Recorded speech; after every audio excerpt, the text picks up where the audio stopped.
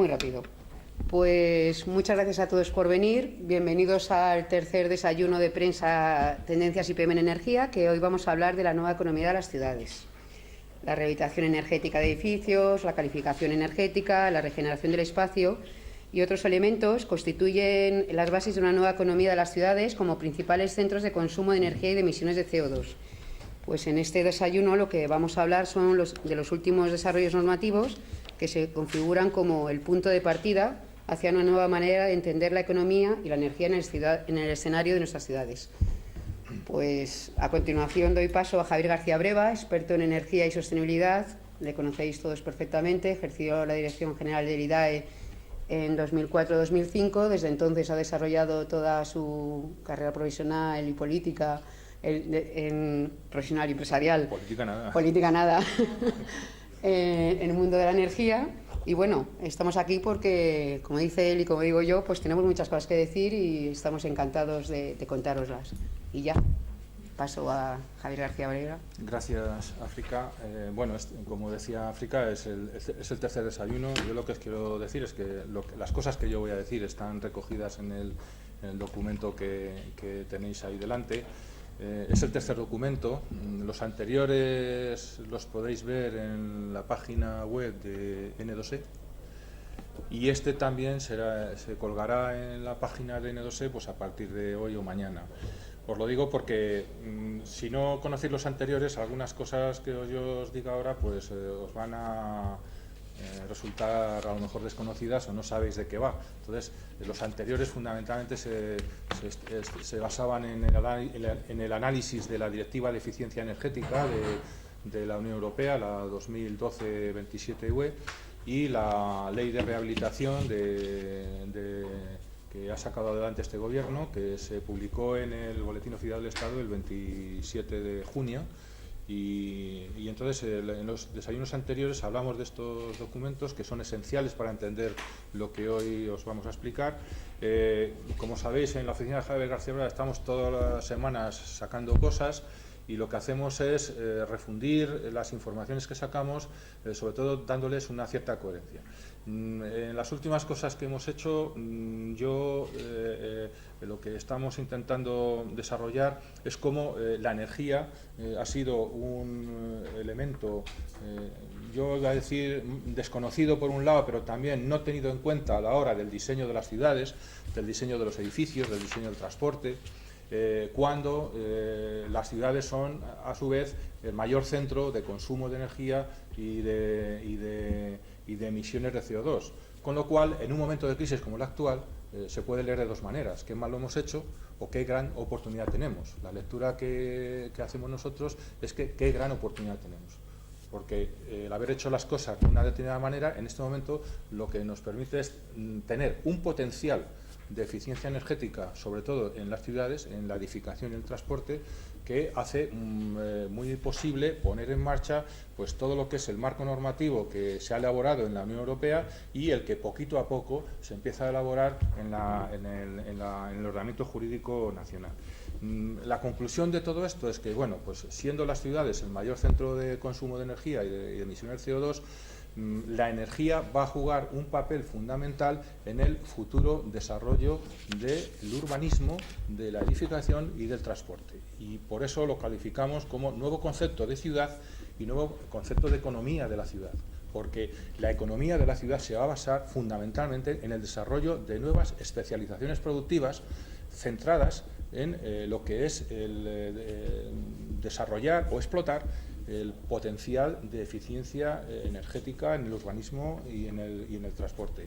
Y esas nuevas especializaciones productivas que van a venir de la mano de las tecnologías tanto renovables como las tecnologías de eficiencia energética, las tecnologías para gestionar la demanda, las tecnologías inteligentes, de redes inteligentes, de contadores inteligentes, las tecnologías de la información y la comunicación, las tecnologías de almacenamiento de energía, son un compendio de tecnología para las cuales las empresas españolas están perfectamente posicionadas que nos abre seguramente pues una economía, una concepción de la economía muy diferente a la que tenemos incluso hasta el día de hoy establecida en nuestra política económica y en el devenir de nuestra política energética, y esa transformación se está produciendo ya. Yo esto ya adelanto cosas que vamos a escribir en el futuro. Hace unas semanas salía un informe de PricewaterhouseCoopers y daba un dato, y solo voy a dar ese dato porque me parece esencial, y es que decía que para el año 2030 el 20% de toda la generación mundial de energía va a proceder de fuentes de energía descentralizadas. El 20% de toda la generación mundial de energía va a proceder de fuentes descentralizadas. Esto es abrir las puertas a un nuevo modelo de negocio energético, que es en lo que nosotros, África y yo, denominamos un día N2E. Y eso se traduce en un nuevo concepto de ciudad y un nuevo concepto de economía de la ciudad. Bien, en el documento que os hemos dado, ¿cómo se concreta, cómo se puede concretar esto? Entonces, la primera información que os damos es que en el mes de abril, el 22 de mayo, apareció una comunicación, una decisión de la Comisión Europea donde ya se pone en marcha la Directiva de Eficiencia Energética. Esa directiva que se aprobó, ya no recuerdo, se aprobó en el año 2012, no sé si fue en la primavera o a finales del 2012, sí, se publicó en noviembre del 2012. El 14. El 14 de noviembre de 2012, el plazo de transposición, ojo, el plazo de transposición de esta directiva termina el 5 de junio del 2014, que parece que queda muy lejos, pero está a la vuelta de la esquina, y la Comisión Europea saca una decisión donde establece la plantilla de lo que debe de ser los planes nacionales de acción y de eficiencia energética que todos los Estados miembros tienen que aprobar antes de abril del 2014. Es decir, para abril del 2014 los gobiernos de la Unión Europea tienen que aprobar sus planes nacionales de acción para la eficiencia energética. No lo pueden hacer a su libre albedrío o según los criterios nacionales, sino cumpliendo una plantilla que en ese documento de la Comisión Europea, que puede parecer un documento anodino, pero lo que les van a exigir a todos los Estados miembros es que ese Plan Nacional de Eficiencia Energética siga al pie de la letra el articulado de la Directiva de Eficiencia Energética. Y yo me voy a fijar en 5 puntos de la directiva. Es decir, los Estados miembros tendrán que establecer su objetivo de eficiencia energética para el año 2020. El objetivo general de la Unión Europea es ahorrar el 20% del consumo de energía. Eso se puede contabilizar de muchas maneras y el objetivo se puede establecer también de muchas maneras. Es un tema complejo, pero que los Estados miembros tendrán que concretar exactamente cuáles son los objetivos nacionales de eficiencia energética. Hay otro aspecto fundamental, y es que en la directiva, me parece que es en el artículo 7, se obliga a las distribuidoras a ahorrar el 1,5% de la facturación a los clientes finales cada año. Igual hay una serie de exenciones, de cómo calcular ese ahorro, pero hay otra cosa muy importante, y es que el ahorro que se consiga reduciendo esa facturación nutrirá los fondos para crear un Fondo Nacional de Eficiencia Energética que se establece en el artículo 20 de la directiva para apoyar y respaldar las inversiones en eficiencia energética. En el anterior desayuno ya hablamos mucho de la financiación de la eficiencia energética de edificios. Es un problema complicado y que ahora se ha complicado más, como luego os explicaré. Pero la Directiva de Eficiencia Energética ya lo que establece es la política que algunos gobiernos de la Unión ya han llevado a cabo de creación de bancos verdes en el Reino Unido, en Alemania, que son como producto de la colaboración público-privada entre las administraciones y las empresas, y sobre todo las empresas, los bancos, crear entidades financieras que destinen fondos para incentivar o apoyar o respaldar las inversiones en eficiencia energética. La directiva contempla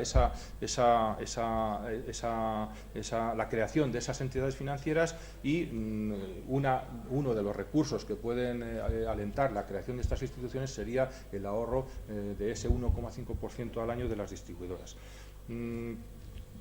El artículo 9 establece los criterios que marca Europa para que los consumidores finales puedan acceder a los contadores, es decir, que los contadores puedan ser accesibles al consumidor final, que el consumidor final tenga acceso, digamos, en tiempo real a lo que marca el contador, que sean contadores que puedan leer el balance neto y que puedan tener acceso directo tanto el consumidor como aquellas terceras personas en las que delegue el consumidor. Todas las medidas que los Estados vayan a desarrollar para cumplir estos preceptos tienen que estar incluidas en ese Plan Nacional de Acción para la Eficiencia Energética. Hay varios artículos de la directiva que se centran fundamentalmente en facilitar, o que los gobiernos faciliten, el acceso directo de los consumidores a los servicios energéticos y de manera independiente a las distribuidoras, es decir, que el consumidor pueda elegir libremente una empresa de servicios energéticos o unos servicios energéticos para ahorrar energía o para desarrollar actuaciones de eficiencia energética en los edificios o en los barrios.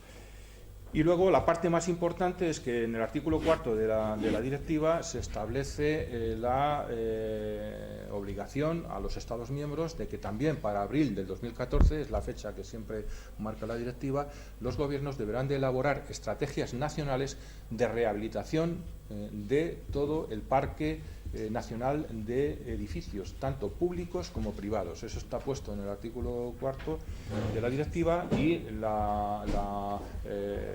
también se marca en el artículo quinto, creo que se establece también la obligación de que los Estados miembros cada año rehabiliten energéticamente el 3% de la superficie de los edificios de la Administración Central, y también en este estadillo que marca o que aprueba la Comisión Europea se pide a los gobiernos que empiecen a elaborar esos planes nacionales teniendo en cuenta todos estos criterios que se marcan en la directiva. A mí me parece importante, la directiva ya la conocíamos, todo el articulado de la directiva ya lo analizamos entonces, pero a mí lo que me parece importante es que la Comisión Europea está empeñada en que esta directiva se aplique por los Estados miembros, se lleve a la práctica, porque realmente, lo explicábamos también entonces, la primera política energética que establece la Comisión Europea para afrontar los desafíos energéticos de Europa es precisamente la eficiencia energética, no es ninguna otra, sino la eficiencia energética y cumplir en el 2020 el objetivo de consumo de energía en un 20%. Luego, no quisiera hacer muchos comentarios sobre la ley de rehabilitación, la ley 8/2013, porque ya la comentamos en su día, pero yo sí quisiera hacer algún comentario en algo que yo he visto que no se destaca mucho, y es que tanto en el preámbulo de la ley como también en el articulado se establece que el ámbito de la rehabilitación energética abarca no solamente a los edificios, sino también abarca a la urbanización del espacio urbano y a los barrios. Entonces, en el preámbulo a mí me sorprendió mucho cómo cuando detalla el ámbito de la rehabilitación, pues habla de áreas que permitan aplicar políticas integrales, es decir, no solamente de renovar el alumbrado, sino políticas, incluir todas las medidas de eficiencia energética que quepan en un espacio urbano, que contemplen intervenciones no solo en el ámbito físico-espacial, sino también en los ámbitos social, económico, ambiental y de integración de la ciudad. Sigue el preámbulo diciendo que el tamaño de estas operaciones permitirá la puesta en servicio de redes de instalaciones energéticas a escala de barrio, con menor consumo de recursos y que permitan que los barrios tiendan a la autosuficiencia energética en el medio plazo. Esto no lo digo yo, no lo dice Greenpeace o no lo dice, lo está diciendo el Gobierno en el preámbulo de esta ley de rehabilitación que entró en vigor en el pasado verano. Insisto en que se está hablando de estrategias integrales, de medidas integrales, de planes integrales. Esto es muy importante para definir luego proyectos que puedan ser financiables o financiados por Europa. Es decir, no se trata de tocar una parte del problema, sino en un espacio o un territorio concreto estudiar todas las acciones de eficiencia energética que quepan en ese espacio. que pueden ser de muchos tipos, como vosotros conocéis, y eso sería un plan integral. El artículo 10 es muy importante porque lo que trata es de facilitar, de que se faciliten las actuaciones en aquellos espacios que puedan hacer actuaciones de mejora de la eficiencia energética para ahorrar hasta el 30% de la demanda energética de calefacción y refrigeración a través de distintas mejoras, tanto en la envolvente como en las instalaciones, para reducir. Es decir, no para hacer un 30% de renovables, sino para reducir el consumo de combustibles fósiles y que esa reducción sea sustituida por fuentes renovables. Luego, insisto, aquí hay otra parte muy importante. Yo creo que es posible que haya alguna otra norma que lo cite, pero es la primera vez que yo veo en un documento como este una cita expresa a las empresas de servicios energéticos. En ese, yo creo que es el artículo 11 siguiente, donde se habla de algo muy importante, tanto en la directiva como en la ley de rehabilitación, y es que las actuaciones de eficiencia energética tienen que ser viables económicamente. Es decir, tienen que ser rentables. Una actuación que no sea viable económicamente no se debe hacer. Pero ese análisis de viabilidad económica de las actuaciones se deja en manos de las empresas de servicios energéticos a través de los contratos de servicios energéticos o contratos de rendimiento energético. Es decir, basado en que la inversión se recupera a través de los ahorros energéticos que se obtengan. Yo ahora ya voy a entrar en una parte más concreta, que es el tema también de la directiva, que se ha hablado mucho y yo sé que esto os va a interesar periodística el tema, que es como consecuencia de la directiva, de la ley de rehabilitación y anteriormente del Real Decreto 235 de certificación energética, pues ya desde el mes de junio se están haciendo certificaciones energéticas de edificios. Yo el otro día vi unos datos que seguramente habéis visto vosotros, pero que me llevan a una conclusión absolutamente espectacular en el caso de España, de nuestro país. Y es que aproximadamente son datos, no son de hoy, deben de ser datos de hace 2 o 3 semanas o casi un mes. Aproximadamente, pues si se han hecho 100.000 certificaciones energéticas, o se han certificado 100.000 viviendas o edificios, en la Comunidad de Madrid aproximadamente han sido 35.000 certificaciones energéticas, y ya el primer, digamos, las primeras conclusiones son las siguientes. Digamos, calificación energética A, el 0,2%, calificación energética B, el 0,8%, y calificación energética C. Sí, están ahí en la página 5. Calificación energética C, el 4%. Resulta que el 5% de las certificaciones energéticas que se han hecho sí que estarían esos edificios en un nivel de eficiencia energética, digamos que bueno o adecuado. En la letra D, el 14%, 14,5%. Y luego en la letra E, el 48,3%, en la letra F, el 13%, y en la letra G, el 19,2%. Esto nos da un dato espectacular, y es que el 95% de los edificios que se han certificado necesitarían actuaciones de rehabilitación energética o actuaciones de eficiencia energética. Ayer estuvimos África y yo, coincidimos con gente de TINSA, a las cuales yo les comenté estos datos y me dijeron: Javier, porque estos porcentajes son de la Comunidad de Madrid, y TINSA, como sabéis, pues tiene datos de toda España, y yo les pregunté si estos datos de Madrid eran extrapolables. Y me dijeron una frase que me dejó más preocupado todavía. Me dijo: Javier, se quedan cortos. Es decir, que si estos datos contemplados a nivel de toda España son peores todavía. Es decir, que hay, y fijaros que estamos hablando del 95%. Es decir, la conclusión es espectacular. Es decir, yo manejaba, si estuvisteis en el anterior desayuno, unos datos del CENER, que el CENER hablaba de que el 80% de los edificios, del parque de edificios necesitaba rehabilitación energética. Visto los datos de la certificación energética ya reales, de las que se han hecho, el dato es mucho mayor. Es decir, el potencial, digamos, de eficiencia energética en nuestro parque edificatorio pues es superior al 90-95%. A mí, sinceramente, creo que, vuelvo a a deciros lo del principio. Yo no lo vería desde un punto de vista negativo, es decir, qué mal estamos, qué mal lo hemos hecho, sino decir, bueno, qué oportunidad tenemos de poder en el parque ya edificado emprender acciones de rehabilitación energética y de eficiencia energética.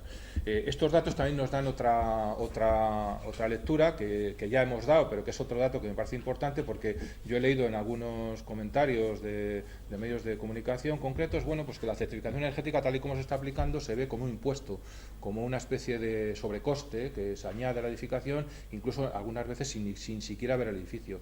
Bien, si a la vista de estos datos y de la diferencia que puede haber entre una calificación A o una calificación G, pues el potencial de ahorro o la diferencia en el consumo energético puede llegar hasta el 80%, entre el 75 y el 80%. Es decir, estamos con un potencial de ahorro energético muy importante, de consumir menos energía, con otra manera de entender el edificio y de entender la ciudad, y con un potencial de que la inmensa mayoría de nuestro parque edificatorio necesita actuaciones de rehabilitación energética. Yo creo que esto, seguramente que con esto ya podríamos terminar y empezar. Voy a hacer algún comentario, simplemente hacer referencia, o lo hacemos en el documento, pues a las ayudas que se aprobaron en el Real Decreto 233 del mes de abril, a los nuevos criterios de los fondos FEDER, que van a incidir como tema prioritario en Europa a partir del año que viene en la eficiencia energética como prioridad en la aplicación de los fondos FEDER. Eso va a llevar a que el 20% del FEDER se tiene que destinar a eficiencia energética.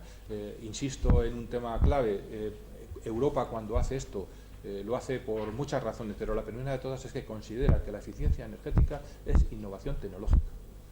Y los fondos FEDER tienen dos aplicaciones fundamentalmente: lo que son infraestructuras y lo que yo califico, entre comillas, cemento, o inversiones en cemento, e inversiones en innovación tecnológica.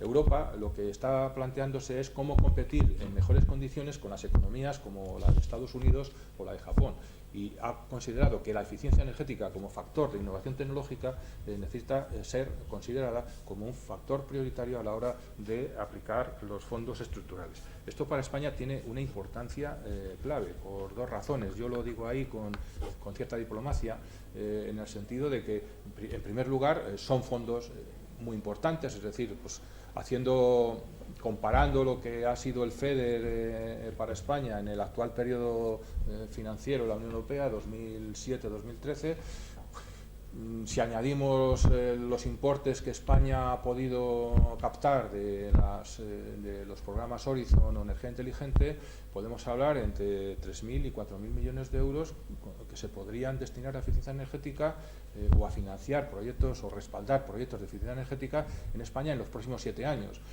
Esto, con las medidas de la directiva, contemplan un abanico de posibilidades que realmente habría que ponerse a estudiar. Yo sí tengo constancia de que el Ministerio de Fomento está muy preocupado ahora por poner en marcha esa estrategia de rehabilitación energética. Yo creo que estamos ahora mismo contemplando posibilidades muy importantes de que la eficiencia energética sea realmente lo que, por lo menos los que estamos aquí, o lo que yo pienso, posibilidades para ser un factor de recuperación económica, tanto del sector inmobiliario como del sector de la construcción. La eficiencia energética revaloriza un edificio. La eficiencia energética, como es innovación tecnológica, da valor añadido a la edificación. Bien, aquí hay... Quizá lo más duro pues es el punto 2.3 sobre la reforma eléctrica. Ha habido una reforma... Que si no hablabas de la reforma eléctrica... No, pero muy brevemente, porque todos lo sabéis y se ha escrito tanto que... Pero sí que es un problema la reforma eléctrica, en el sentido de que penaliza el ahorro. Es decir, cuando se establecen unos peajes que incentivan el mayor consumo y penalizan el ahorro, es decir, que sube el término fijo de potencia en el recibo de la luz y desciende el término variable por el que se retribuye la energía consumida, pues evidentemente estamos de alguna manera incentivando que se consuma más, porque lo que se grava más no es el consumo, sino la potencia instalada.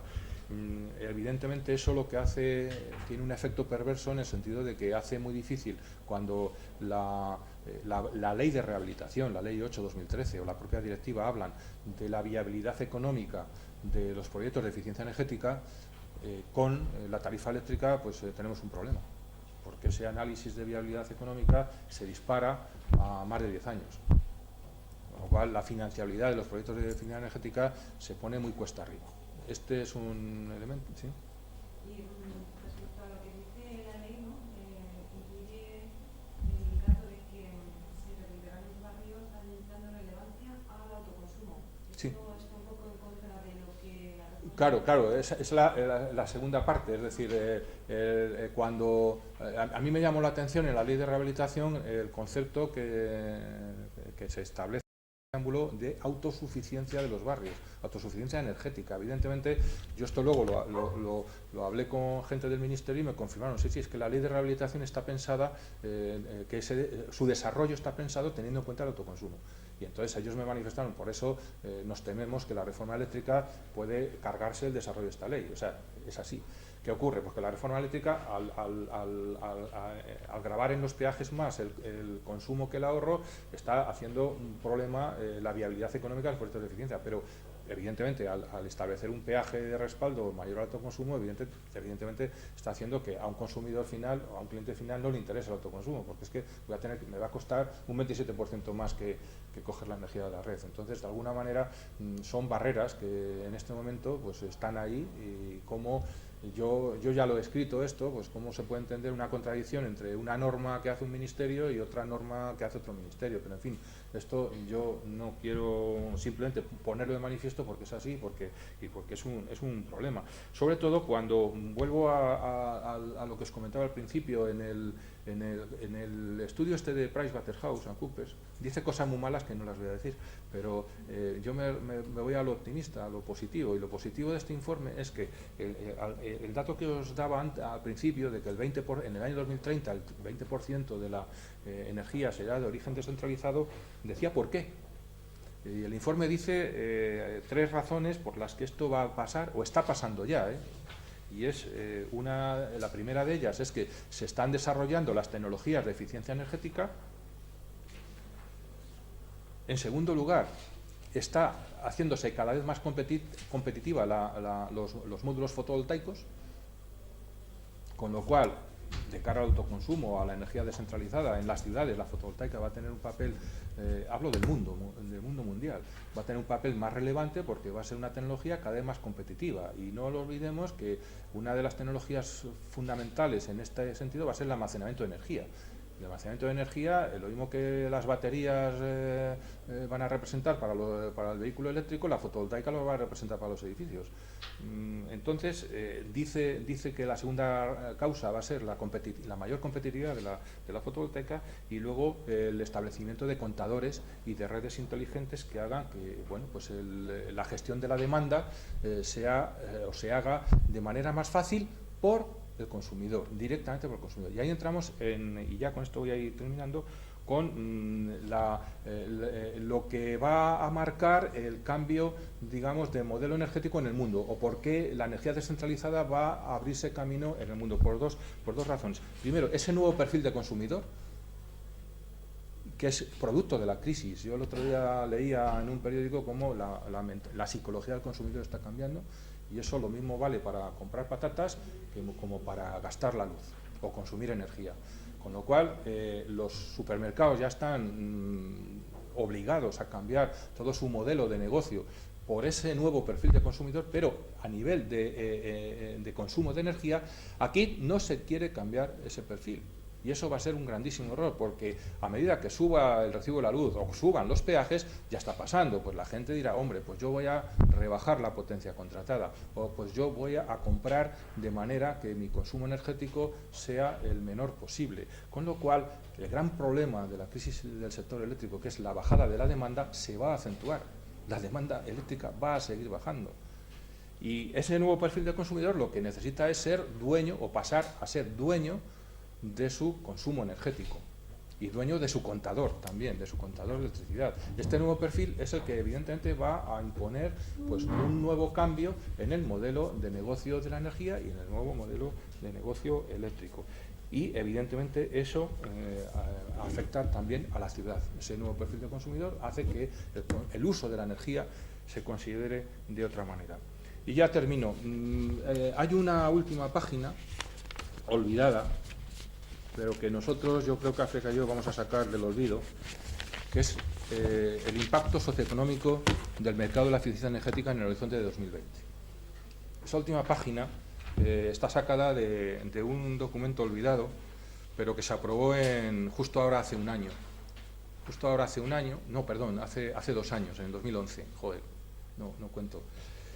Hace 2 años se aprobó el plan de ahorro y eficiencia energética, el plan de acción de ahorro y eficiencia energética 2011-2020. Es un plan que podéis ver en la página web del IDAE, es muy grande, pero hay un informe muy resumido que habla del impacto socioeconómico de la eficiencia energética en España. Y lo que viene a decir es qué pasaría en España o qué impacto tendría en el sector de la eficiencia energética cumplir el objetivo de ahorrar el 20% de consumo de energía en el año 2020. Bueno, pues si veis el cuadro, yo destacaría la última línea de todas. La última línea de todas es que realmente la conclusión es que el sector de los servicios energéticos se triplicaría. Se triplicaría la magnitud del sector, se multiplicaría por 3 la producción, el valor añadido bruto y el empleo. Y el sector de los servicios energéticos pues llegaría hasta 762.000 puestos de trabajo. Comparado con la situación actual, sería que la eficiencia energética en España podría crear 500.000 puestos de trabajo nuevos hasta el año 2020 si fuéramos capaces, en nuestro país, de articular planes de eficiencia energética en cumplimiento de las directivas europeas, en cumplimiento de esa ley de rehabilitación que ya es nuestra, está aprobada por el Congreso de los Diputados, está publicada en el BOE, con lo cual las administraciones públicas deberían estar obligadas a llevarla adelante, a desarrollarla, y la conclusión que está sacada de ese informe del IDAE, del resumen ejecutivo del PAE, pues acaba diciendo pues que las empresas españolas son especialmente competitivas y pueden mantener posiciones de relevancia en el futuro de los servicios energéticos.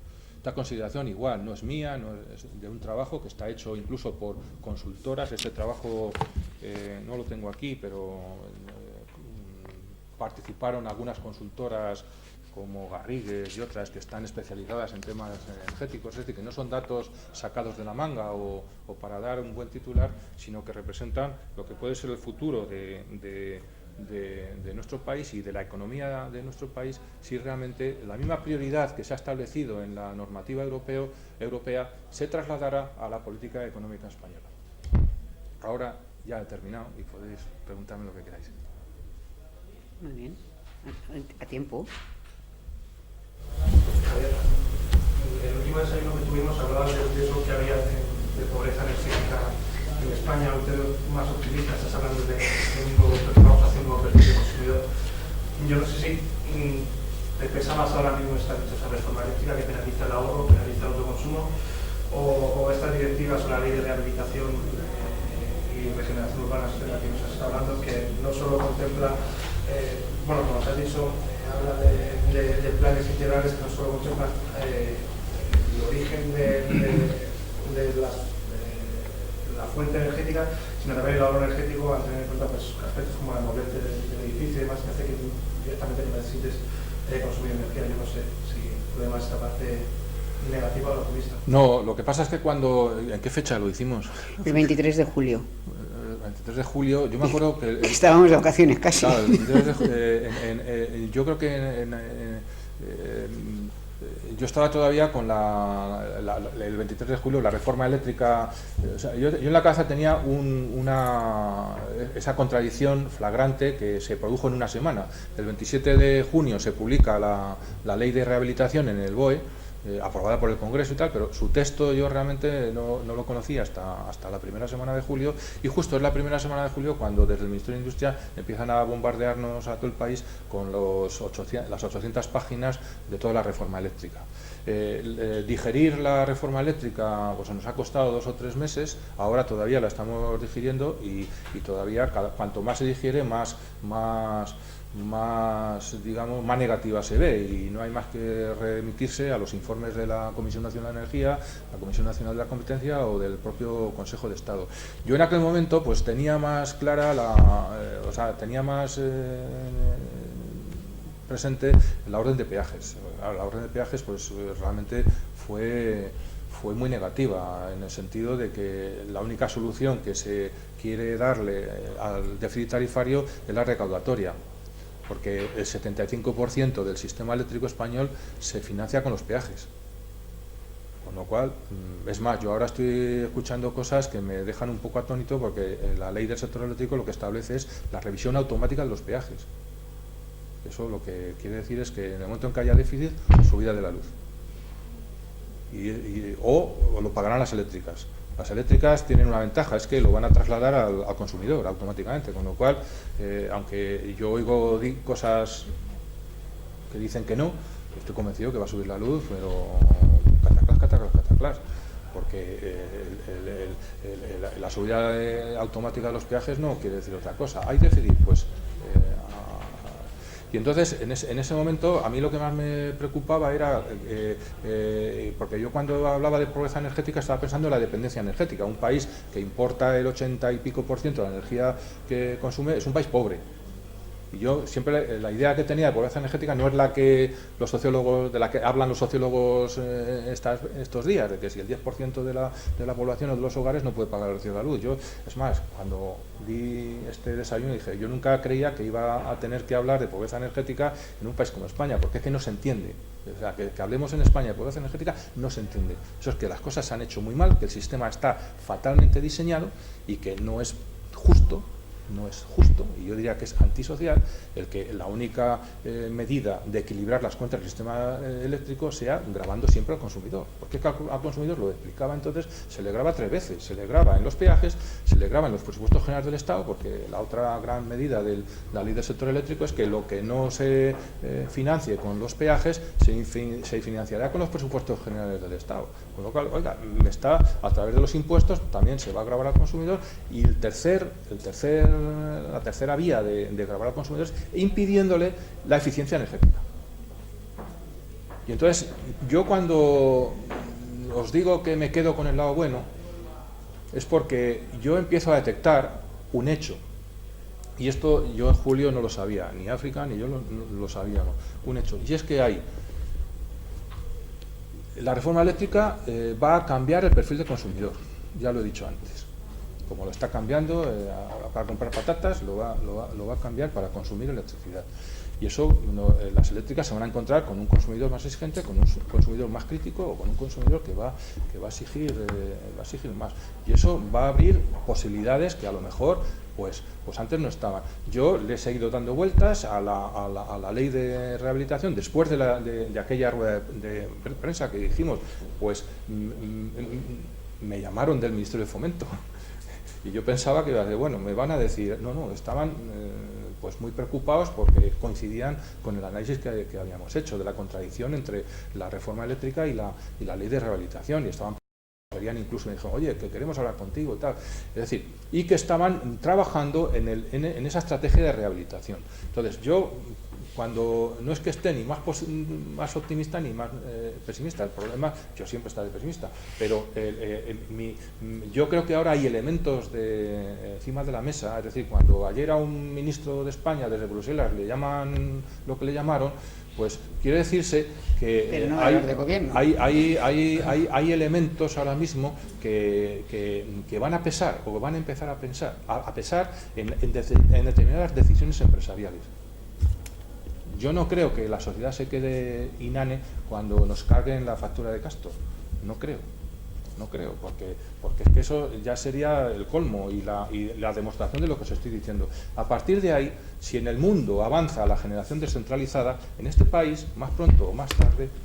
se me olvidaba, Lo que yo estoy detectando es que hay otros ámbitos de actividad económica, y me estoy refiriendo al sector inmobiliario, al sector de la construcción, al sector de la edificación, que empiezan a estar más preocupados que nosotros sobre el factor energía en la edificación y en la construcción. ¿Por qué? Porque si se reactiva la economía, las inversiones futuras, tanto en el parque nuevo que se haga, que será muy poco, pero sobre todo en el parque ya edificado, la eficiencia energética va a ser clave en el futuro de cantidad de negocios en este país.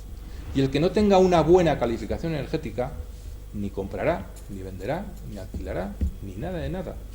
Porque la competencia no la va a marcar ya, los movimientos especulativos, sino el valor añadido que tenga ese producto en el mercado. Y uno de los factores fundamentales de ese valor añadido va a ser la energía, la calificación energética o la innovación energética que tenga ese producto. Y en eso sí soy optimista, porque eso sí que mueve decisiones empresariales y decisiones de actividad económica que nosotros, en esta labor divulgativa y por mucho que escribamos, no lo vamos a conseguir. Pero nosotros, África y yo, lo hemos detectado, y además lo hemos detectado en este último mes. Hay mucha preocupación ya en determinados ámbitos que antes no se habían preocupado por la energía. Mire, después de escuchar todo el tema de la rehabilitación energética, no solo como ahora está tan de moda, realmente lo que me preocupa es de dónde va a venir el dinero, porque estamos hablando de los PNCs, estamos hablando que eso es un porcentaje, pero luego está la otra parte, hay que ponerlo de algún bolsillo. Y me preocupa mucho que se esté hablando de ese ahorro energético de los consumidores, que es 1,1% del que habla, se va a destinar a ese fondo de tal, pero al final ese 1,1% lo vamos a tener que terminar pagando el consumidor final. Aunque se lo ahorre la empresa comercializadora, el que lo va a pagar va a ser siempre el mismo.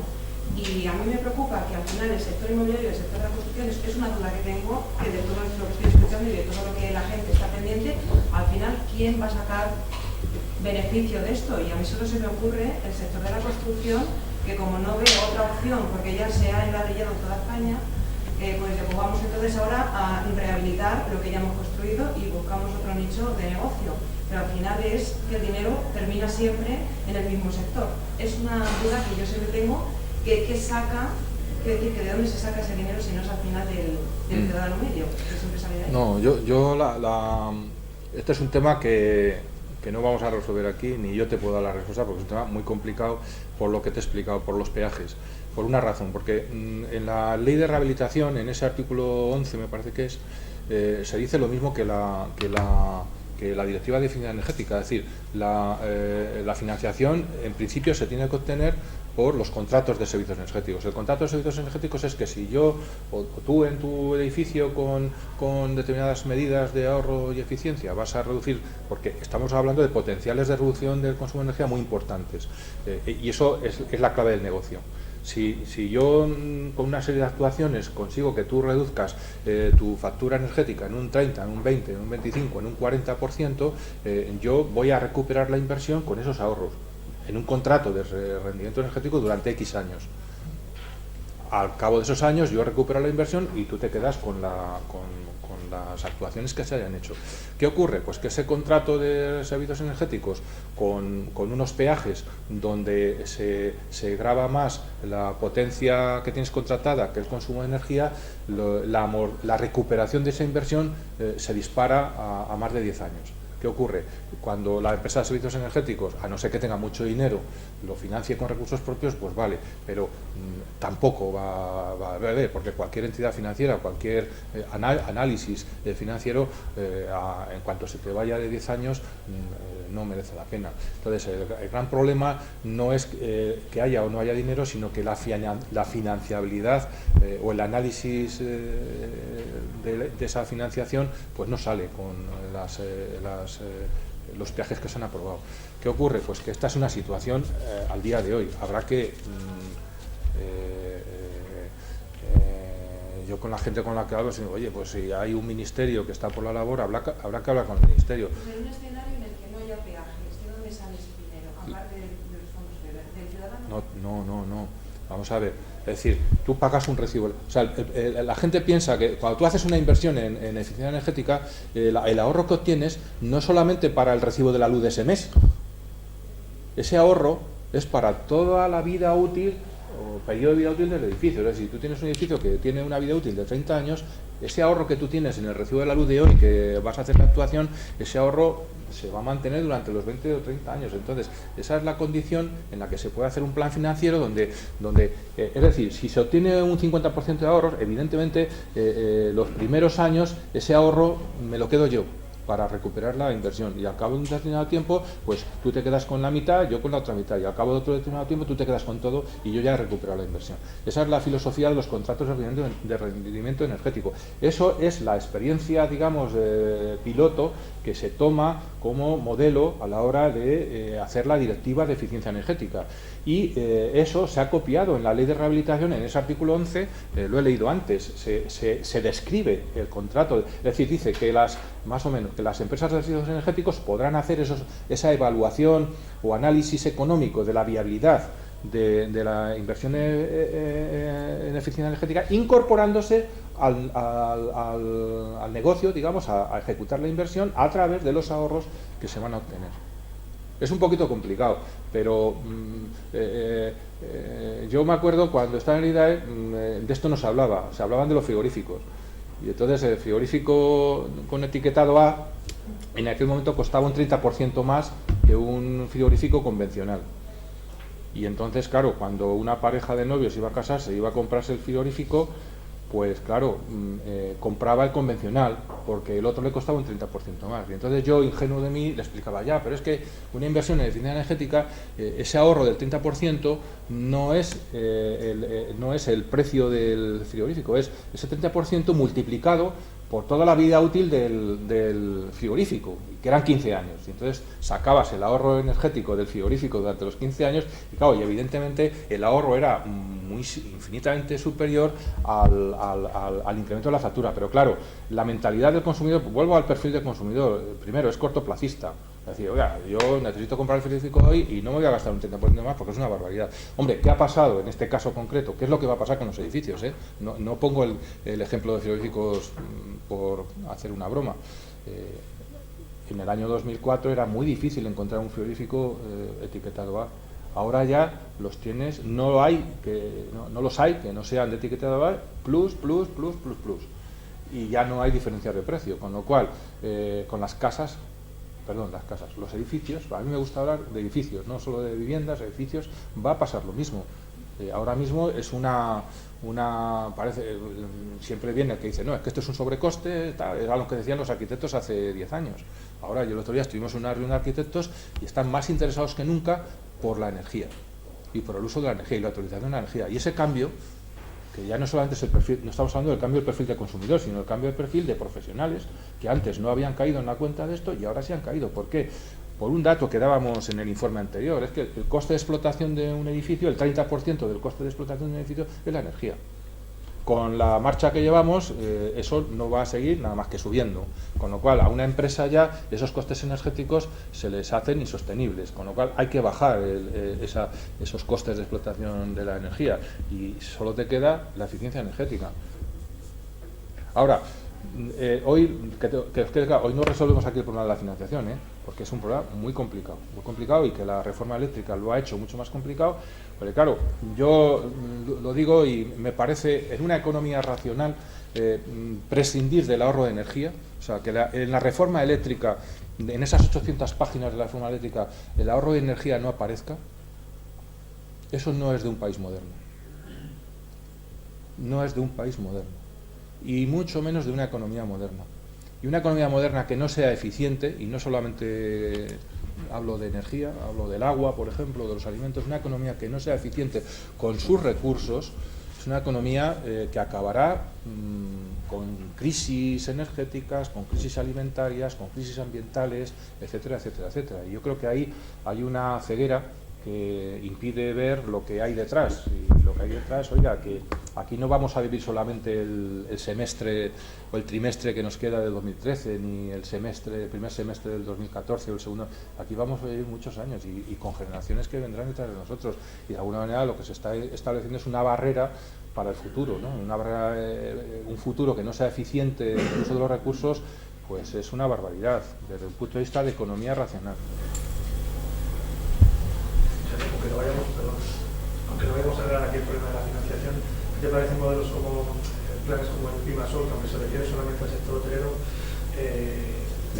canaliza la financiación que viene de fondos europeos a través de entidades bancarias que te exigen unos requisitos a la hora de llevar a cabo la actuación, y por otro lado, además del ahorro que vas a tener llevando a cabo esa actuación, ese ahorro lo tienes bonificado con la compra de emisiones de CO2. No sé si además es viable que este modelo se extienda al resto del gobierno. Claro, sí, es que yo creo que ese tipo de iniciativas no solamente son positivas, sino que hay que multiplicarlas. Es decir, no solamente a los hoteles o a determinadas infraestructuras, sino a todo.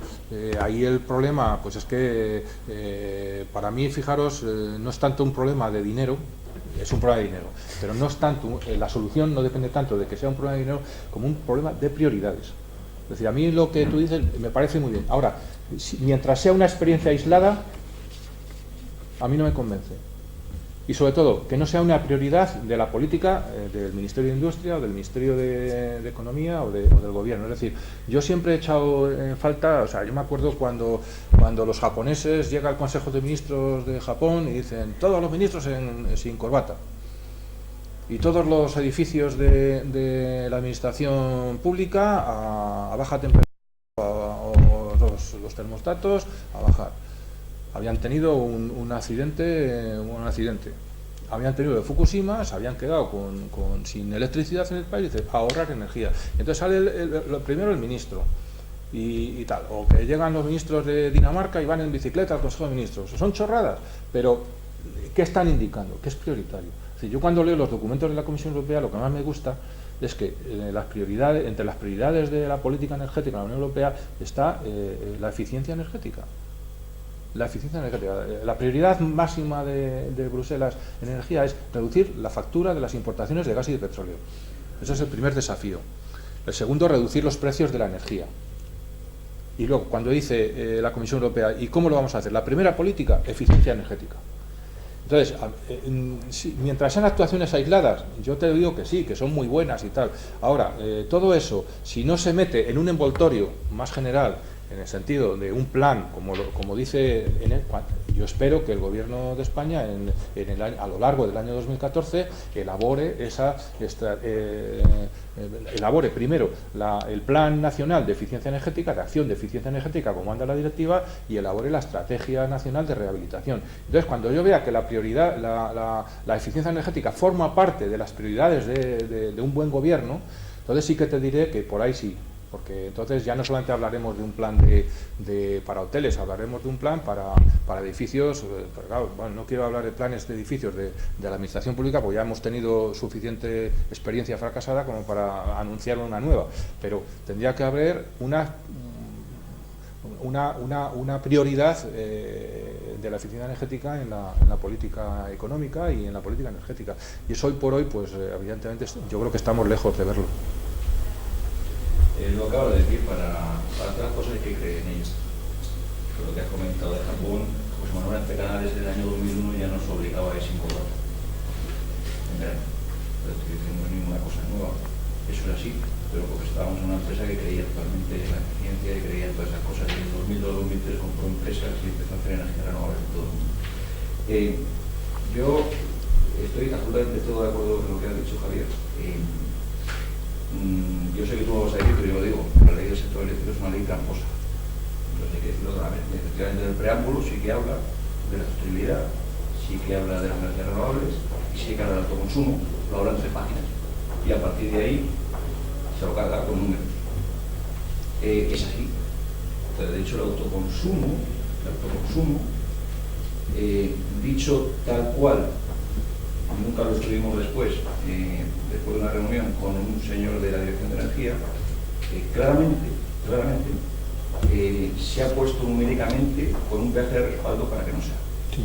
Eso ha sido así, y eso nos lo han dicho nosotros. Yo pertenezco a la plataforma del autoconsumo, la Federación de Seguridad, soy el gerente secretario general del CNI, de la Federación de Instaladores Eléctricos, y entonces ha sido así.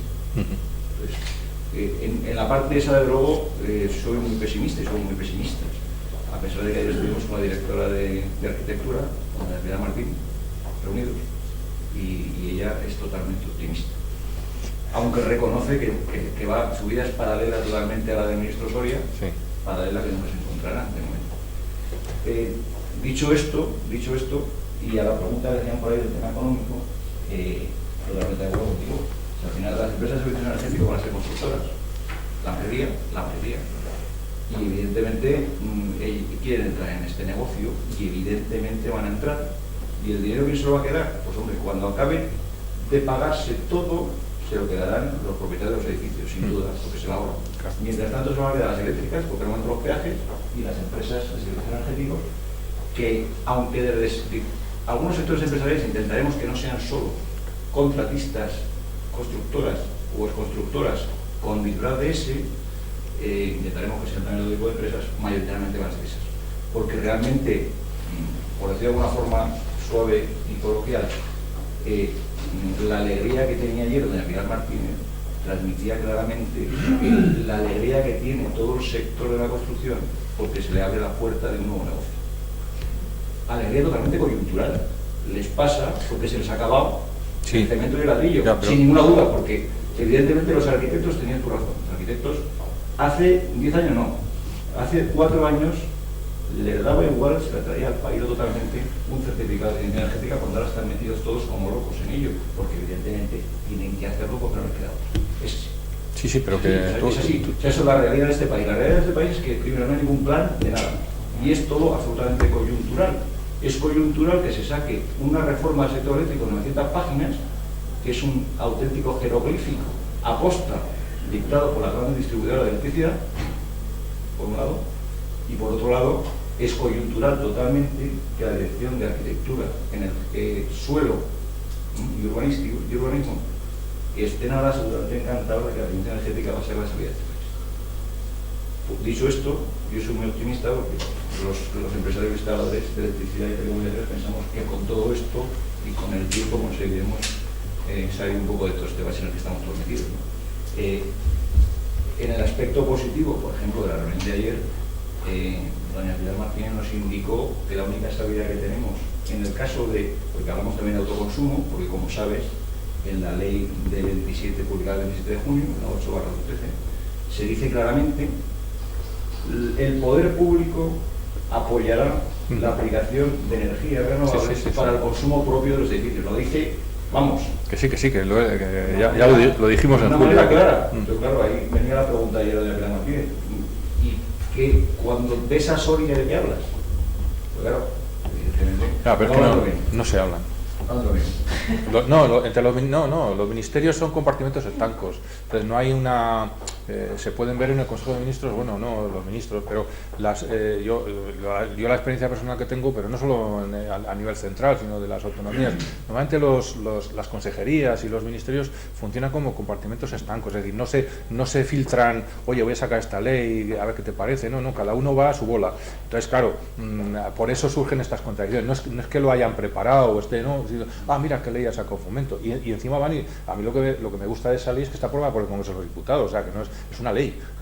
Los decretos de Soria son decretos, los aprueban por orden y mando, y seguramente el mismo, ya la incoherencia máxima es que los mismos que han aprobado la ley de rehabilitación aprobarán la ley del sector eléctrico a lo mejor estos días, y ahí es donde entra la de decir, bueno, no saben de qué hablan. No, un apunte a lo que has dicho.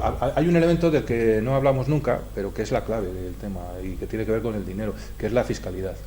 Es decir, yo espero espero, no sé, ahí sí que no soy optimista, pero espero que en esos papeles, porque a mí esto del gobierno de los sabios y el gobierno de los expertos, pues las experiencias son siempre muy malas, pero el señor Montoro ha contratado, ha encargado a una serie de expertos la reforma fiscal. Yo siempre he dicho que el mejor incentivo para la inversión en eficiencia energética es la fiscalidad. Es decir, yo no quiero subvenciones o que no, me van a abonar hasta 11.000 o 14.000 euros por viviendas y tal. Eso está muy bien, pero con eso no haces nada. Es más, a lo mejor estás pervirtiendo la iniciativa. Lo que funciona es el incentivo fiscal. Oiga, si por ejemplo en estas letras que hablábamos, la calificación A, la calificación B, a cada letra le añadiéramos un tratamiento fiscal, estaría resuelto el problema. Estoy convencido. Y esa sería una propuesta, pues que vosotros o los que trabajáis en esto, oiga, ¿de qué sirve la calificación energética si no tiene una consecuencia en la fiscalidad? De muy poco, simplemente muy poco. Si para comprar y vender un edificio es esencial que la calificación sea mejor que peor. Pero si no tiene ese impacto fiscal, ya la inversión queda adormecida. Y yo estoy convencido que si a cada letra de la calificación energética le pusieras un tratamiento fiscal específico, que no es crear un nuevo impuesto, sino simplemente un sistema de beneficio, de incentivo y penalización. El que consuma más tendrá que pagar más y el que consuma menos, tal. Esto se ha hecho en las tarifas del agua y sobre todo hay mucha experiencia a nivel municipal. Es decir, yo me acuerdo que hubo años que se hablaba de tarifa de bloques también para la luz. Imposible, aquel debate no salió de la estantería del primer papel que se hiciera. Yo volví otra vez a la economía de los ciudadanos porque es verdaderamente me preocupa porque estamos viviendo pues, gente que está muy ajustada. Verdaderamente lo que me preocupa son las leyes que obliguen a hacer cosas de nuevo a costa del bolsillo sin tener ese dinero. Entonces mi pregunta es, ¿esas leyes supuestamente de rehabilitación energética de edificios serán obligatorias hasta cierto punto? Entiendo yo. No. ¿Te obligan a hacer esa rehabilitación si la comunidad de vecinos, por ejemplo, yo me imagino, no puede asumir el coste de esa rehabilitación? Vamos a ver, la ley no obliga a... Eso me lo preguntaron ayer. Y tanto, sobre todo, tiene que ver con la calificación energética.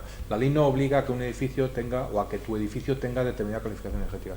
Tu edificio puede tener la G, tranquilamente. Y nadie te va a obligar que pases de la G a la C. Ahora, si tú quieres vender el edificio o comprar el edificio, si tú quieres pedir una ayuda, oiga, mire, que es que voy a hacer una reforma en casa y voy a pedir una subvención al Ministerio de Fomento o al IDAE, o hay una ordenanza municipal, porque ahí la competencia no es del Estado, es del Ayuntamiento o de la comunidad autónoma correspondiente. El gobierno regional o local dice, mira, nosotros todos los edificios que tengan calificación G les vamos a pedir o una determinada antigüedad. Por ejemplo, en la ley de rehabilitación sí se dice que los edificios de sector residencial con más de 50 años tendrán obligatoriamente que hacer la certificación energética y evidentemente la certificación energética con las recomendaciones que tengan que hacer. Lo que también dice la ley es que evidentemente, y la directiva insiste mucho en ello, es que la rehabilitación tiene que ser viable económicamente. Yo no soy jurista, pero la interpretación que hago es que si tú dices, oiga, es que no me salen los números, pues nadie te puede obligar a hacer una inversión que no es rentable. O sea, y eso creo que queda claro. Yo creo que la ley de rehabilitación tiene un problema, pero todo lo que se refiere a la edificación tiene un problema, y es que las competencias, la mayor parte de las competencias están transferidas. Es decir, que la ley de rehabilitación puede quedarse en nada si las comunidades autónomas o los ayuntamientos, por ejemplo, pues las comunidades autónomas son responsables del registro de las certificaciones, son responsables del control y del seguimiento de las certificaciones energéticas, con las recomendaciones. Y el régimen de infracciones y de sanciones, quien lo aplica son las comunidades autónomas. Es decir, si una vivienda incumple, yo qué sé, su certificado energético o ha falseado los datos, que es lo que más se quiere perseguir, la falsificación de datos, el expediente, quien lo tiene que abrir y resolver y sancionar es la comunidad autónoma. Entonces, seguro que hay muchas comunidades autónomas que ya lo han hecho. Seguro que hay también muchas comunidades autónomas que no lo han hecho, y luego depende del rigor con el que se quiera aplicar la ley. Normalmente el rigor depende también de los medios. Si no tienen funcionarios para hacerlo, pues no lo harán. Si no tienen servicios administrativos para hacerlo, pues no lo harán. Y vuelvo otra vez a la prioridad, es decir, si esto no figura en la prioridad, yo me acuerdo, por poner un ejemplo... Vale, venga.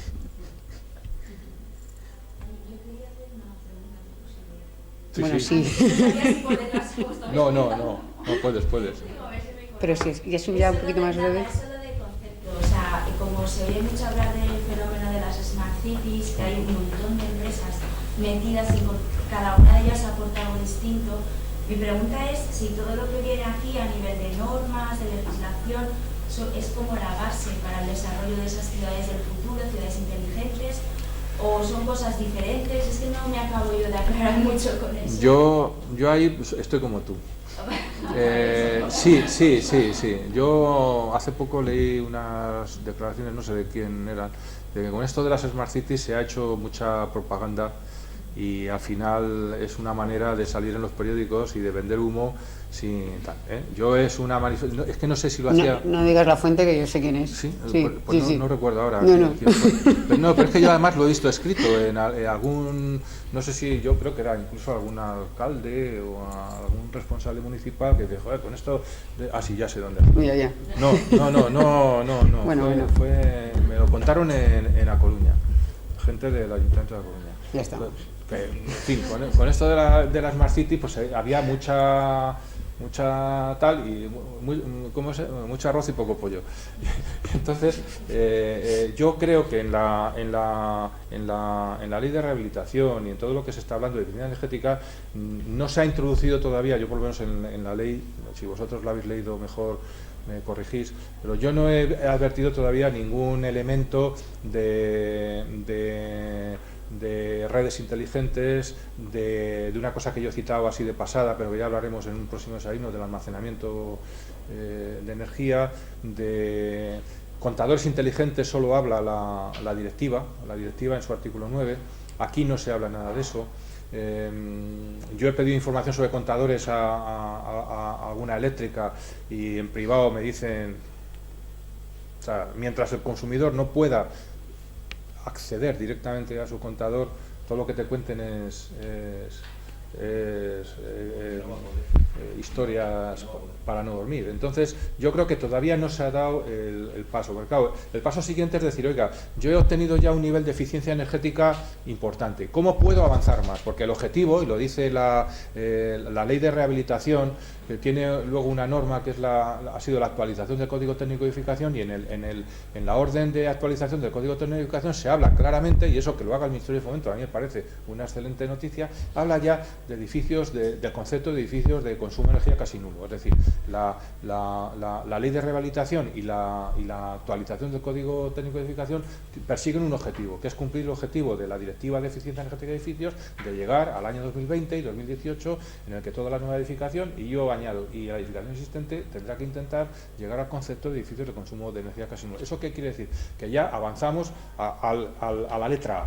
Y ya cuando queremos llegar a la calificación energética, ahí ya tenemos que empezar a contar con otras tecnologías. Ya no nos vale la envolvente del edificio, las instalaciones de calefacción y refrigeración, todas las medidas que conocemos de eficiencia energética. Ya tenemos que ir, aparte de las renovables, a sistemas inteligentes, de domótica, de sensores, etcétera. Pero yo creo que eso hasta ahora, en mi modo de entender, la normativa todavía no ha llegado a ese punto. Sí que hay proyectos que yo calificaría de I+D, pues por parte de las propias eléctricas y por parte de centros de investigación, el otro día vimos una cosa de CENER, del CIEMAT, etcétera, que están trabajando en esa línea, pero todavía no es, como decirte, no son tecnologías que estén en fase de desarrollo y comercialización.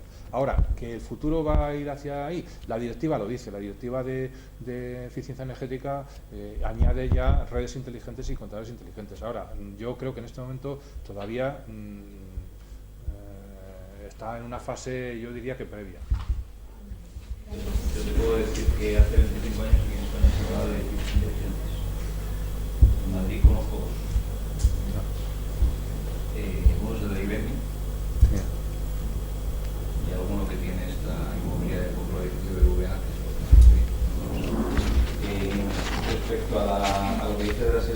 más difícil, más REITs,